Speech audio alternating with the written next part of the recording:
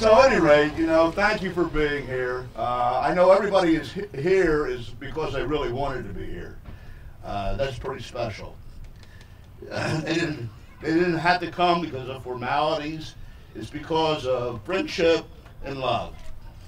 And that's very neat. So, at any rate, this isn't a traditional wedding versus it's kind of an unusual, untraditional, creative wedding. It's the opposite of Amber and Dwayne's wedding. But you know what's common about them? They're both beautiful. Absolutely beautiful in their own way.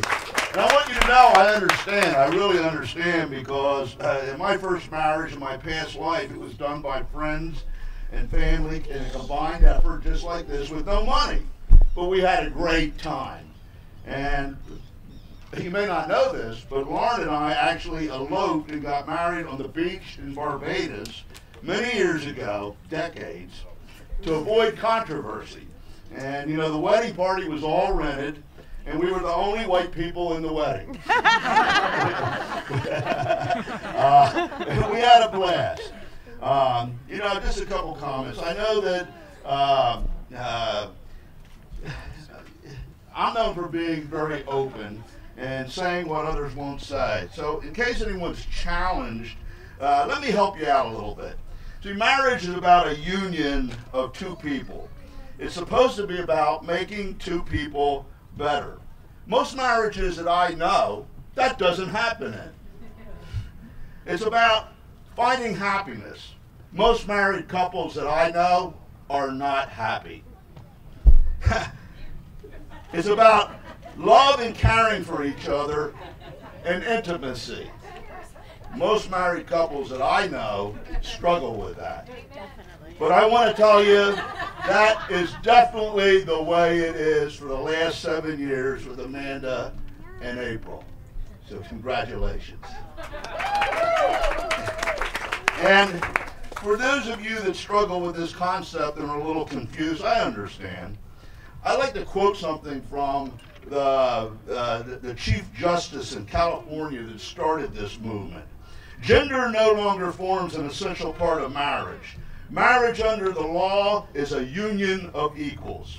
They seek the mutual obligation and honor that attend marriage. They seek recognition from the state that their union is a coming together for better or worse, hopefully enduring and intimate to the degree of being sacred.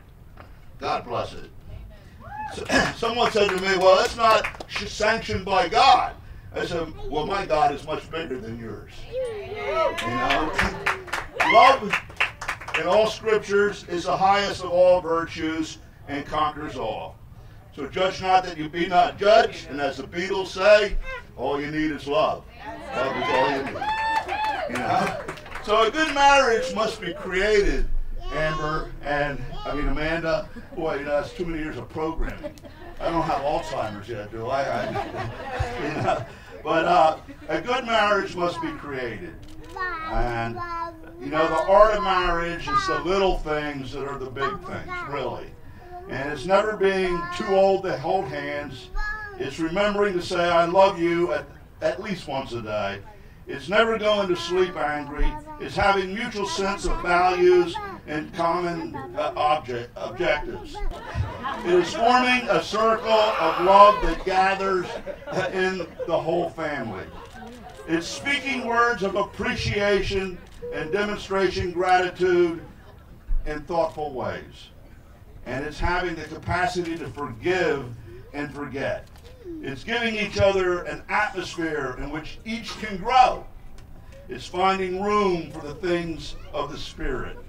And it's common search for the good and the beauty. And it's not only marrying the right partner, it's being the right partner. And I know that's what you have. So interesting and appropriately enough, this father-daughter dance was over the rainbow. Now let me ask you something. Do you find that a little strange? Especially to people in the music business? It's a little unusual, but it's actually perfect because, well, Amanda likes it because many of her friends said that reminds them of her. That's interesting because it is right on the bullseye. It is her. And it exemplifies her personality, her mind and soul. And she's always marched to the beat of a different drummer. She's always had an imagination and was a dreamer, you know? She's always on a journey discovering. Amanda is a dreamer, a visionary, a possibility thinker. If I could characterize her above all else, we all know about superheroes. Well, Amanda is a super friend. To anyone she takes on, they're blessed. Most of the people she's become friends with, they've been through thick and thin, and they've lasted 10 or 20 years or as long as she's known them. You don't see that often, do you? And she's a survivor. She's tough. She's resilient. She's self-reliant. She's self-sufficient. Dreams, oh, she wants everything, but she doesn't need anything. You know? And the two of them, they're urbanized nature children. I mean, she's urbanized, she's streetwise, she lived and worked the streets of North Philadelphia, and that's tougher than Queens or Harlem, and isn't it? And she worked the streets, and when things were not working out for her as an adolescent, I mean, she hasn't had it easy, and she couldn't get my mom and me to see, her mom and me to see eye to eye about her issues. She said, "You're both wrong. I'll just move into the woods." And she did. She lived in the woods. You know? So, you know, when you take a look at Amanda and April climbing rock walls at record speed like two monkeys or two spiders, you know that they're nature girls. You know, and life has not been easy for Amanda. I don't know what to really say about April because I didn't know her throughout her life, but she's survived and grown into a beautiful person and woman. She's sensitive, caring, open-minded. She's a great listener. She's smart. She had honors in junior college and the college of 5 towns near here, university, studying music. She's a leader, not a follower. I told my Amanda, you know, you really should drop music and become a lawyer because you argue about everything and generally win whether you're right or wrong. You know? Her grandfather was infamous. He was a coach and a teacher, and thousands of people admired him because he lived his life by a poem called "I Know Something Good About You." And his influence was because he always looked for the good in people. Amanda, he met his match in you. Really. And, because she does, you know. But at her very center, she's an entrepreneur. I mean, for 7 years, she's fought an uphill battle, believing and making Concord work, and finally, she's becoming triumphant. I want you to remember that when she gets rich, because it was a long climb. But she kind of like Winston Churchill's famous speech, she never, never, never gives up. And I'm proud of you for that. You know? You may not know it, but she has clinically confirmed ADD, attention deficit disorder, at the highest level. Most geniuses do. It's funny, actually. She can never find her keys, especially when she needs to be on time. Her phone has broken 15 times this year. And when you go to call her, her phone is always dead. I told her if your head was connected, wasn't connected to her, you'd probably lose it too. But that's where April comes in. Because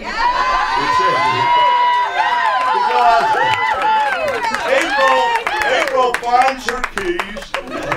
April has her phone charged. After a while, you know, just call April. And as a couple, they are the I can do anything better than you couple. Because what one can't do, the other can. And if either can't do it, they can do it together. Now, for April, The best way to judge her if you don't know her is by her smile. Yes. That says it all. In fact, that's true really of both of them. And they're the perfect complement. A team, a yin and yang, where one lacks, the other makes up and is strong. They met in college near to here at Five Towns University, Nassau County, Long Island. I guess that's how they knew about this place, because I didn't know about it. And studying music and music management. Both are very artistic, but Amanda at heart's a lawyer and an entrepreneur, if you want to know the truth. And they've been inseparable ever since. They survived all types of trauma, drama, adventures, episodes, emergencies, crises, defeats, and victories together. They know each other well. They're the perfect complements and truly a magical combination. So where do they live? Well, I don't really know. I mean, I tried filling out an application for them and answering to lawyers about family. Where do they live? Well, wherever they are. That's home. There's no jury duty for them, for sure.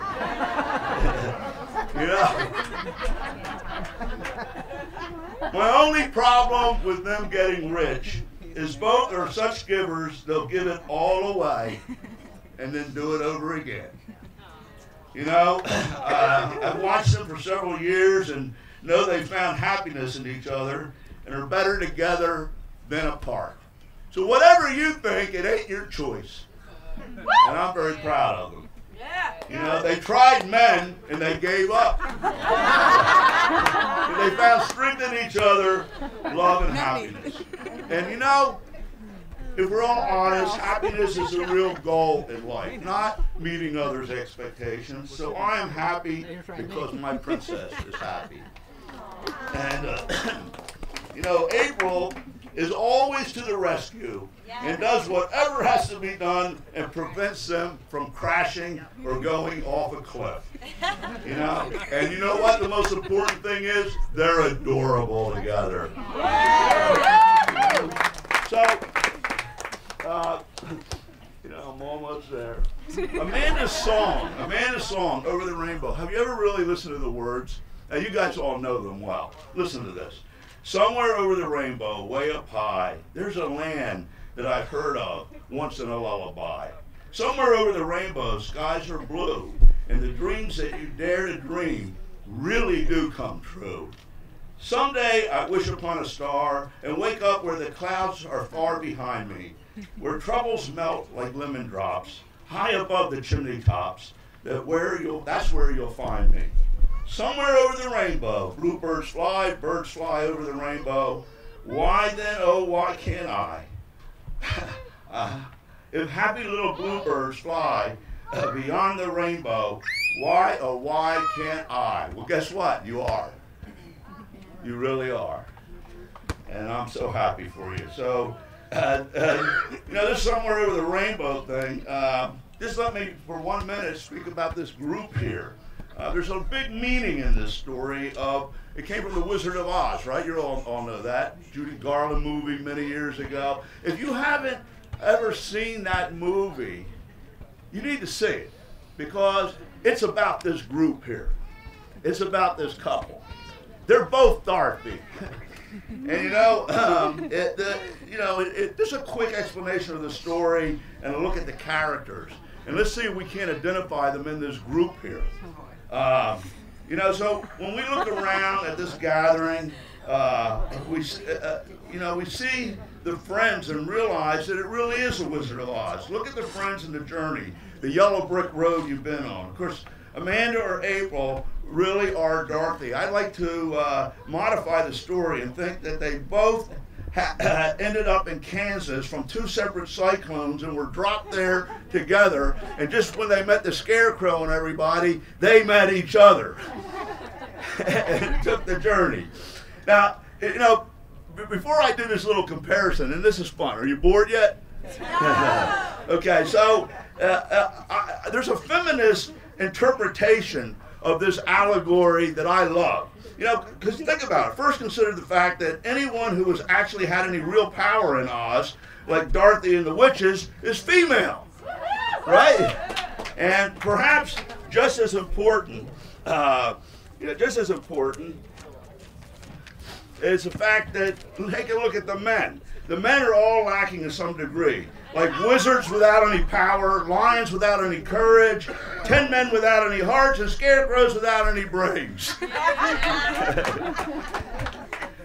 But at the end of the rainbow, there's supposed to be a pot of gold, right? Everybody believes that. You've all heard it. You might not believe it. Maybe if you believed it, there would be one. But, I think you found it in your love, and I know you'll be happy. But I would like you to find that pot of gold so that you could pay me back. I really do. And I think you're on your track. But the story's really about Amanda and April and this group, the story of Wizard of Oz. It's an allegory of life with many analogies and symbolic characters and events woven into it. It's about a journey of self-actualization to enlightenment and confidence. And I've actually seen it happen here with you guys and your friends. It's primarily a journey of discovery where the characters succeed by overcoming their own shortcomings. And, Auntie Em and Uncle Henry could not stop Miss Gulch from taking little Toto, her beloved dog, who bit someone, and they were going to put him down. And that reminds me of Amanda, because she won't let anybody hurt an animal. And,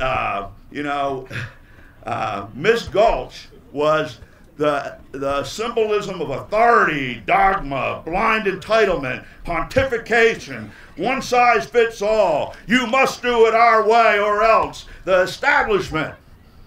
Aunt Emmy was a coward to take a stance on anything. And Uncle Henry was a mentally constipated old man who had no dreams. So she rebels against the dogma, the authorities, to save the one thing she loved at home, Toto. And Kansas was gray, where she was stuck in life, a gray life, not 50 Shades of Gray, a gray life. And so the storm or cyclone comes along, cyclone or tornado, the storms of life that upset the apple cart, that create opportunity, traumatic events causing conflict. And we use that to learn. We learn that problems lead us to where we want to go. We discover the answers along the yellow brick road. And it brings us home to happiness, fulfillment, and success. Even though we left, we always come home.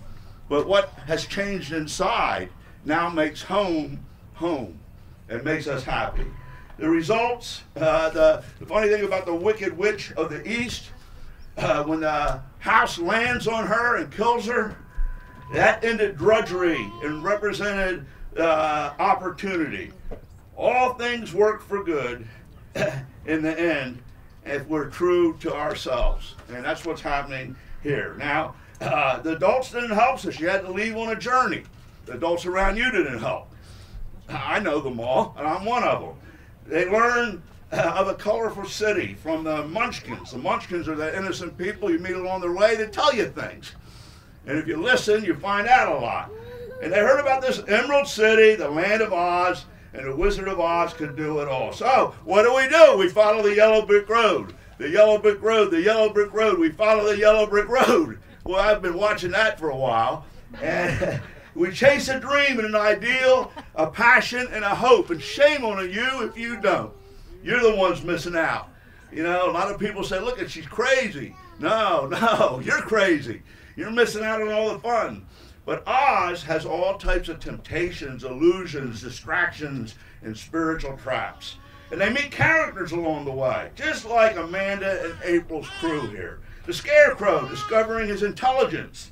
The Tin Man, learning how to care, or that he already cared. And the Cowardly Lion, finding out that he already had courage.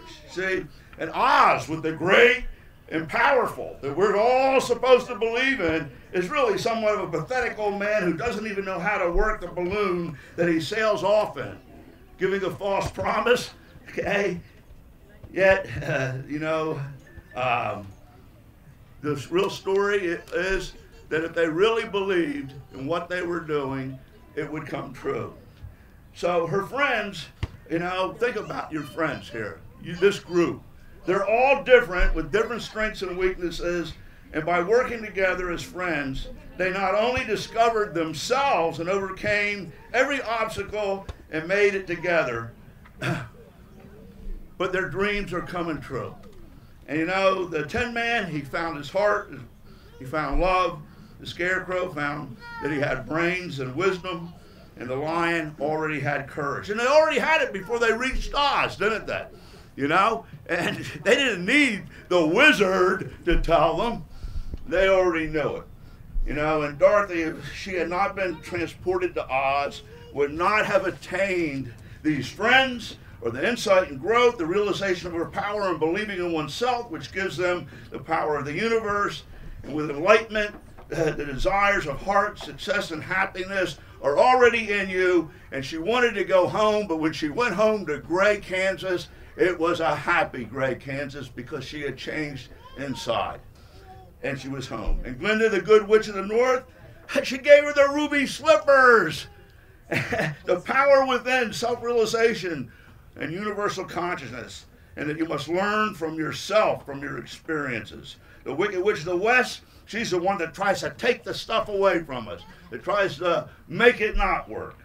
And she was destroyed by accident, because Dorothy could never kill anyone, but by accident, by saving Toto, the water bucket went on the witch and melted her away. That's the way it happens in real life, by accident. You know, the Wizard of Oz, you know, the illusion of some great secret that is the way it is. It turns out to be a scam. Society, conformity, do as we say. We are the answer. If you obey, there's a pot of gold at the end of the rainbow. You know, stereotypical, dogmatic thinking, all fraud. The wizard's a charlatan. Oz and the Emerald City and the wizard are all false realities. But he tries to take her back for a wish in a hot air balloon, but that's not the answer. Thank God Toto jumped out and she went after what she really loved. And then she clicked the magic slippers. She wanted to go home to Kansas because she had been transformed within. And then the most important lines in that play are at the end when Dorothy says, "Oh, will you help me? Can you help me?" to Glinda. Glinda, the good witch, says, "You don't need to be helped any longer. You've always had the power to go back to Kansas." Dorothy said, "I have." Scarecrow said, it was smart now, right? Said, "Then why didn't you tell her before?" And Glinda said, "Because she wouldn't have believed me. She had to learn it herself." And that's what we have here today. So beautiful. I want to have a contest. I got $500 on this that you can use however you want. One for the best character matches in The Wizard of Oz to this group of your friends. And a second one, you can split it out if you want, for the funniest one. I recommend that you put it on your blog and Facebook and everything, because you'll get a lot of likes and a lot of followers. And it'll be funny as all heck, because this is a very funny group. Here we are. We're at the end of the yellow brick road, and we found our pot of gold at the end of the rainbow. I don't need it. So I'd like to make a toast to this wonderful couple, you know, and think about this. To the past, and all that you have learned from it. To the present, and all that you share, which is so much. And to the future, to all that you have to look forward to. And if I could give you one word of advice to make it last, when you're right,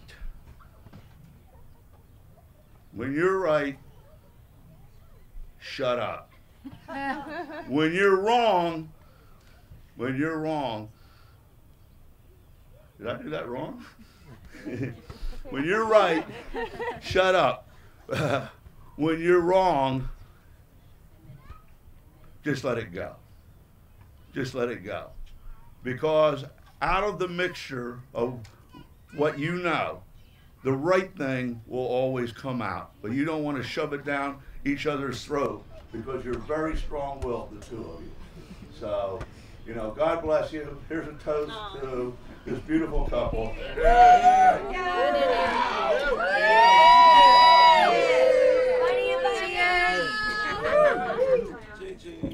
That's it, it's a party. Put those hands together for JR, ladies and gentlemen.